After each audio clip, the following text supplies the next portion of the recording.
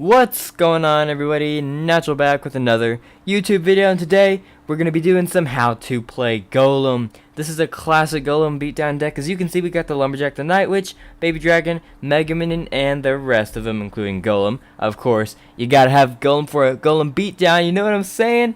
Alright, so before we start jumping into some battles and how to counter some metas or some other sort of deck like that, we're going to go ahead and pop open a magical chest that I literally got the day after I made my last YouTube video. So I've been saving it for almost a week for you guys, and we have a legendary. Let's go. Let's see what it is. I hope it's either Lumberjack or Night Witch. Ooh, Sparky. Okay, nice. So that gets me at 1 out of 4 for the Sparky, and I'm actually pretty happy about that because in my clan right now we have a lot of legendary trades. As you can see, they're everywhere, and somebody probably could use a Sparky, so I'm happy about that. And let's go ahead and go into our first battle. Alright people, we're back, and we somehow got matched against the level 10, which should help us a bit. But let's see what his, okay, ooh, I was about to say, let's see what kind of deck he has brung to the match. And now we know it's a Lava Hound, most likely a Lava Loon.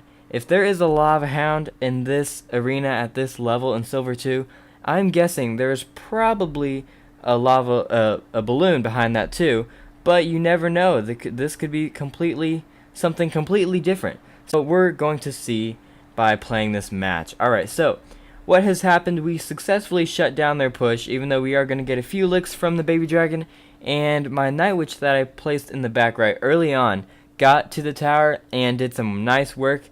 Our opponent did not defend that very well, so that's why their tower is quite low, in fact. So we have come out with positive damage. What I basically did was I saved my Mega Minion and my Baby Dragon to defend the Lava Hound, and that allowed us to get the positive elixir to damage ratio exchange, and that puts us in a good spot to win this. So as you can see, another Lava Hound is down for them, so I'm going to go Mega Minion as a counter and Night Witch to put some pressure on them on the other side. So it looks like they're going to go full commit onto their push, so we need to strike a balance between offense and defense. If we do nothing to defend that push coming at us, it's going to melt us. But if we also focus on some offense on the right side, they are going to go down, and that's our first win. That was actually a pretty quick match. I was not expecting that, but luckily it went our way that time. Oh, and one more note, as you can see, I finally got my name changed to the Natural 3. Before it was Cougar Pride 67, which is completely unrelated, but we have our new name, so we're all good. Alrighty, our second match is here, and I have no idea what our opponent is using, so I'm going to place a Night Witch in the back because it's a very safe move that allows you to still have elixir building, so you're not sitting at dead elixir, and it also allows you to put a tiny bit of pressure on your opponent because you can't leave a lone Night Witch just hanging out there. So what we did, we just pulled that hog over to the King Tower with our tornado. I was fortunate enough to have that tornado on my starting hand, actually, and so we're going to get that King Tower activated, and we're also going to come out with a lot of damage on the right tower thanks to our Night Witch. And wow, I'm surprised, the last match too, they somehow did not defend the Night Witch, the lone Night Witch, against their tower very well. So that works out for us, and we're going to get another positive advantage once again. And that has now been 2 minutes, so we have exactly 1 minute, or a tiny bit less now, until 2 times elixir. But, so now, okay, so right now I'm thinking, should I use my Golem or not? And in this situation, I have to take account of what my opponent's win condition is, and how much elixir do they currently have. And I chose not to use my Golem for 2 reasons. One, I don't have a big enough elixir advantage. I know that he didn't use a lot of high elixir troops before that, and if I placed Golem, he could punish me with a minor wall breakers, as you guys just saw, or even a Hog Rider if he had that in a cycle.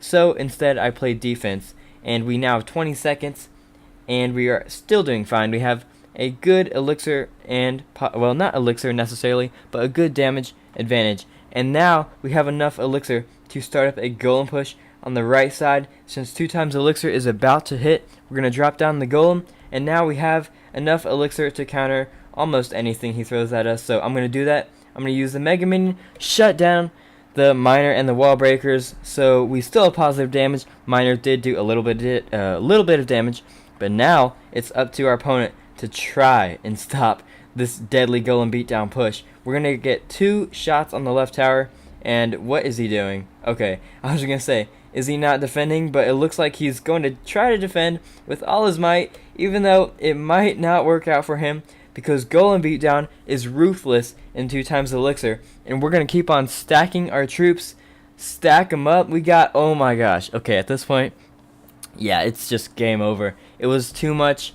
And okay, so one thing about Golem beatdown decks is that you kind of have to adjust your playstyle a tiny bit according to what kind of deck you're playing against. For me personally, it may not be the same for you depending on your playstyle, because we all have unique playstyles. But for me, when I'm playing against a spell bait deck such as, oh, also a spell bait with an Inferno Tower, which is great at shutting down my Golem, I have to play really, really good defense. I can't allow them to consistently get chip damage on my tower. And the reason why I say this is because when you allow them to get chip damage on their tower and you're using Golem beatdown, they have a strong defense. They have Inferno Tower, and they have a lot of cycle troops that can keep, so they can keep putting down Inferno Towers, and it's really, really hard to try and get a push on them and actually do a lot of damage to their tower.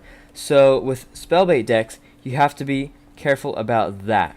Okay, here's our other match, and we have yet to discover what type of deck our opponent is using. So right now I have Golem, Lumberjack, and Baby Dragon. So as a Golem beatdown player, I see this as a not ideal starting hand because, one, I don't have a Night Witch or a Mega Minion, and those are cards I would like to have in my starting hand because, one, they're slow, and two, they don't cost that much elixir compared to, say, Golem. Even though 4 elixir could be considered a decent amount for some players, for a Golem beatdown, 4 elixir for one card isn't really that much. So I did not have that, and I opted to play defense and let the opponent make the first play. So we just got pushed hard by a giant skeleton. Okay, so our opponent is using a giant skeleton and a furnace as their win condition, sort of. I have not seen another win condition other than that so far.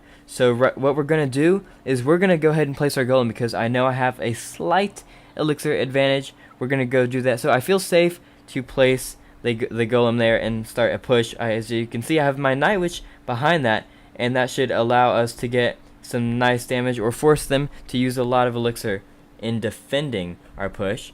Alright, so we have a golem now. Nice, nice. Golem gets to the tower. I'm going to go ahead and zap all this mess just so that the witch is guaranteed to die, and the Mega Minion, still alive, is working away at the tower, and now we get some nice damage there from the golem, and we also have 10 seconds till 2 times elixir, which is going to be fun. Unfortunately, I do have the elixir disadvantage right now. I have 7 elixir. Our opponent probably has 9 or 10, if not. So we're going to go ahead and start up. Wow, what was that? Wow. Okay, that was a weird tactic, but okay. So let's see. We're going to go ahead and start up another push, and he's going to lightning that. Okay. We're going to keep on stacking the troops. We're going to add a baby dragon, and now I'm not going to go fully commit on this push because I know his giant skeleton will just take out everything else I pile behind the golem with his ginormous bomb. So we're actually going to place another Night Witch behind that in preparation for another push, but it looks like we're not going to need that because we're going to take the tower, and now we got 21 seconds, so we can just play defense. I'm going to add a golem to the left side so it's harder for him to take our left tower, and at this point he has nothing to do that'll keep him from losing. So we're just going to let time tick down. We're going to place troops in defense, and that should be GG. That's actually not a very, very tough matchup for this type of deck when the opponent doesn't have a really good counter for stopping golem pushes such as Inferno Tower or Dragon. So this matchup was ideal if you are a golem beatdown player. Okie dokie, guys, this is our last match, and I'm looking for a tough matchup so I can show you guys how to counter that, and even if you don't win, you can still give them a mighty fine fight. So let's go ahead and start off with the Night Witch in the back. Once again, one of my favorite plays. And okay, it's going to be a Hog Rider. And from the Ice Spirit, I'm guessing that it's also going to be a kind of cycle. The Hog Rider is one of the more expensive cards in this deck. Oh no!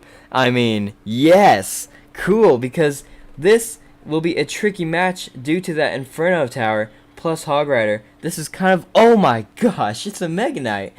Why am I so surprised? I don't know.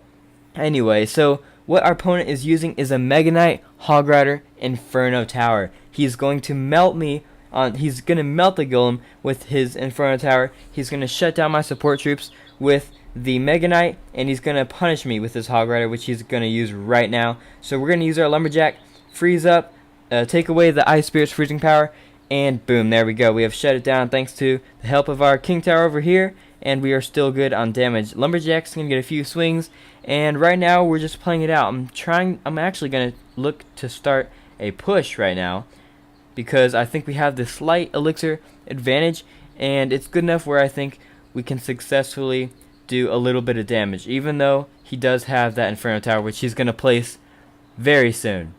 He will place the Inferno Tower very soon. Okay, there we go. Whew, I was like, okay, if he doesn't place this, what do I do? Okay, so now he might be looking to place a Mega Knight. It depends. Okay, yeah, I think he will. Yeah, okay, so he gets the Mega Knight down. He shuts down my Night Witch, and we are actually doing a decent job on defense. We're not letting the Hog Rider do much damage, and that seems to be his real win condition here. Not really much of a... Oh, okay, so here comes the Hog Rider once again. We're going to use the Lumberjack, and that should reduce the Hog Rider to only getting 2 shots on our tower. And now it's time to pour on the pain. We need to get in there and destroy him. Okay, so he is pushing our opposite lane. What I like to do, thanks to the Baby Dragon's range, our Baby Dragon can actually be used to defend and then sweep over to help on the offensive side when we are defending and pushing. So right now we're going to launch a full-scale attack. As you can probably see, I let go of my left tower because I'm confident in our ability to take down his right tower as well, and potentially more than that. So we're going to get a Lumberjack and a Mega Minion to take out that tower. We got a Rage coming down, and now we got everything coming out of his King Tower, and he's got a lot of things going on. He doesn't know what to do because he's overwhelmed by the Golem beatdown, and that is how you win against Inferno Tower, baby. Woo! That felt good. Alright, so thank you guys so much for watching this video. I hope you learned a thing or two about using Golem beatdown. I've been using it forever, like forever, ever, and I really hope that you guys might start using it if you haven't, or maybe learned a thing or two about it if you are. So once again, thank you so much. If you liked this video and want to see more, make sure to subscribe, and I'll see you guys later. Natural out.